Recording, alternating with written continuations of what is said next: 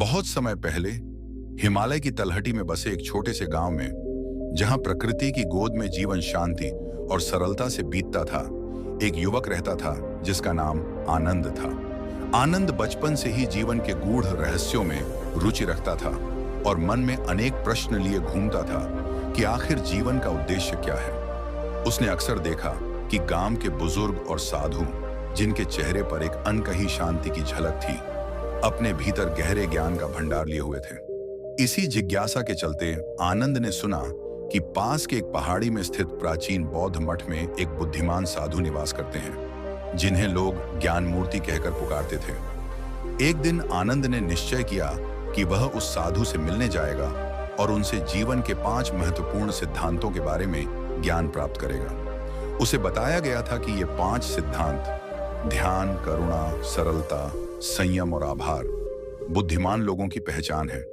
जो व्यक्ति को आत्मज्ञान और शांति की ओर अग्रसर करते हैं। साधु की छांव में पहुंचते ही आनंद ने देखा कि साधु सुबह सुबह पहाड़ी के एक शांत कोने में एक छोटी सी झील के किनारे ध्यान में लीन थे। उनके चेहरे पर एक अद्भुत शांति और स्थिरता थी। साधु ने आनंद को देखकर मुस्कुराते हुए कहा, ध्यान वह साधन है जिसके द्वारा मन के तमाम विकारों को दूर करके हम अपने अंदर की गहराई से जुड़ सकते हैं। जब हम अपने विचारों को एकाग्र करते हैं तो हम अपने अस्तित्व का असली सार समझ पाते हैं। साधु ने आनंद को ध्यान की विधि विस्तार से समझाई। उन्होंने कहा कि ध्यान शुरू करने के लिए एक शांत, निर्बाध स्थान चुनें, जहां बाहरी शोर से दूर रहकर आप अपने अंदर झांक सकें। पहले सांस की गहराई को महसूस करें और फिर अपने मन के केंद्र में एकाग्रता लाएं। आनंद ने साधु की बातों का पालन करते हुए प्रतिदिन सुबह उठकर ध्यान करना शुरू किया।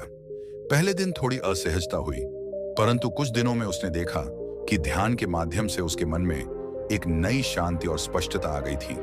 धीरे धीरे उसके विचार व्यवस्थित होने लगे और उसे अपने अंदर एक असीम ऊर्जा का अनुभव होने लगा। ध्यान ने आनंद को यह सिखाया कि आंतरिक शांति प्राप्त करने का पहला कदम अपने मन के विकारों को नियंत्रित करना है।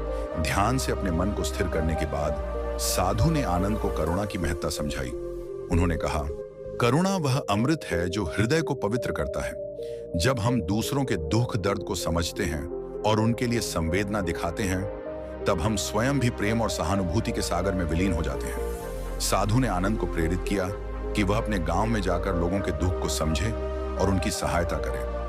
आनंद ने देखा कि गांव में कई ऐसे लोग थे जिनके जीवन में कठिनाइयां और दुख भरे हुए थे। उसने न केवल अपने परिवार और मित्रों की मदद की, बल्कि गरीब मजदूरों, बीमार बुजुर्गों और अनाथ बच्चों के लिए भी हाथ बढ़ाया।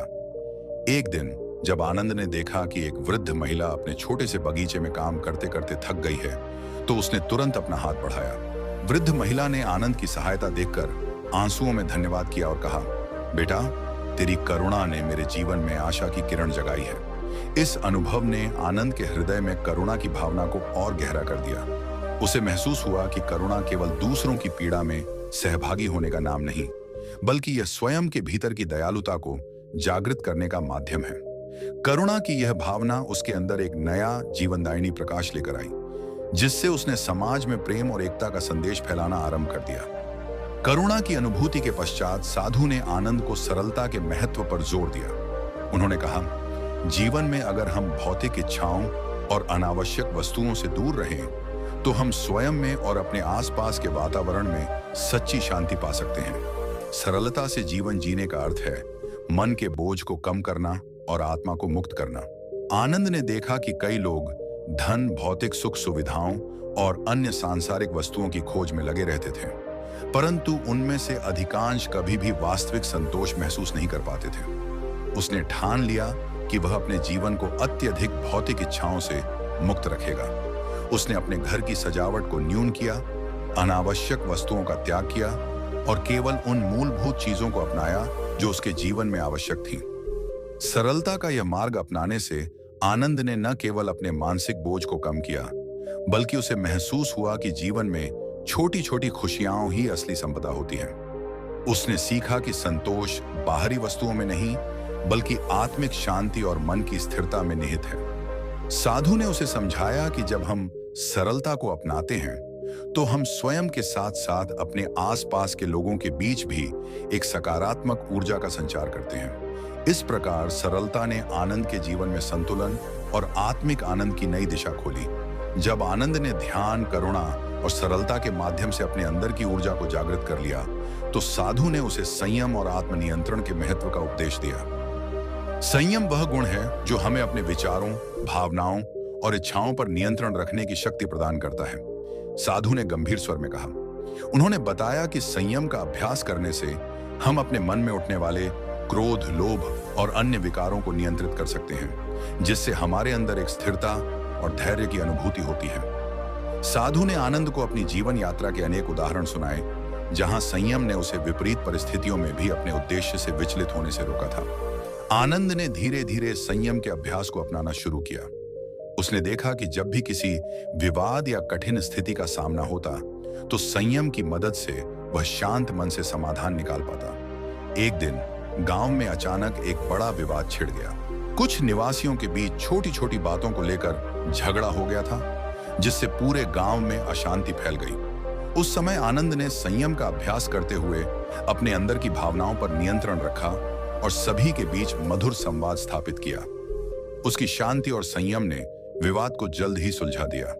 इस घटना से सभी ने सीखा कि संयम न केवल व्यक्ति को संतुलित रखता है, बल्कि समाज में भी शांति और एकता का संदेश फैलाता है। संयम ने आनंद को यह भी सिखाया कि अपने आप को नियंत्रित करने का अर्थ है अपनी ऊर्जा को सकारात्मक दिशा में लगाना और विपरीत परिस्थितियों में भी आशा का दामन थामे रखना। आखिरकार साधु ने आनंद को आभार व्यक्त करने की कला सिखाई। उन्होंने कहा, हर दिन, हर पल के लिए हमें आभार प्रकट करना चाहिए। आभार न केवल हमारे मन को प्रसन्नता से भर देता है, बल्कि यह हमें याद दिलाता है कि जीवन में कितनी छोटी छोटी खुशियां भी अनमोल हैं। आनंद ने साधु की बातों को गहराई से समझा और अपने जीवन में आभार की आदत डाल दी। उसने एक छोटी डायरी रखना शुरू की, जिसमें वह रोजाना के अनुभवों, चाहे वे कितने भी सामान्य क्यों न हों, के लिए आभार प्रकट करता। सुबह की पहली किरण, ठंडी हवा की मधुरता, गांव के बच्चों की खिलखिलाहट, हर अनुभव के लिए उसने दिल से धन्यवाद किया। इस आभार की भावना ने आनंद के जीवन में एक नई रोशनी भर दी। उसने महसूस किया कि जब हम अपने जीवन के हर अनुभव के लिए कृतज्ञता दिखाते हैं, तो हमारे मन में सकारात्मक ऊर्जा का संचार होता है और हम हर परिस्थिति में संतोष और प्रसन्नता अनुभव करते हैं। आभार ने उसे यह भी सिखाया कि जीवन में चाहे कितनी भी मुश्किल घड़ियां क्यों ना आए, हमें हर पल में एक नई शुरुआत का अनुभव करना चाहिए। साधु की शिक्षाओं का दीर्घकालिक प्रभाव आनंद के जीवन में स्पष्ट रूप से दिखाई दिया। वर्षों के अभ्यास से उसे यह अनुभव हुआ कि ध्यान ने उसके मानसिक स्वास्थ्य में सुधार लाया, करुणा ने उसके हृदय को दयालुता से भर दिया, सरलता ने उसके जीवन को असली संतोष से ओतप्रोत कर दिया, संयम ने उसे हर चुनौती का सामना करने का साहस दिया और आभार ने उसे हर दिन एक नई ऊर्जा से परिपूर्ण कर दिया।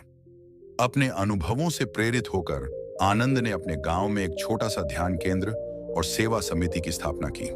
वहां गांव के लोग एकत्रित होकर ध्यान, करुणा, सरलता, संयम और आभार के अभ्यास में संलग्न होते। इस सामूहिक प्रयास ने पूरे गांव में एक नई चेतना का संचार किया। लोगों ने देखा कि आनंद की इन आदतों ने उसे न केवल व्यक्तिगत रूप से समृद्ध किया, बल्कि उसके आसपास के समाज में भी प्रेम, सहानुभूति और शांति का संदेश फैलाया।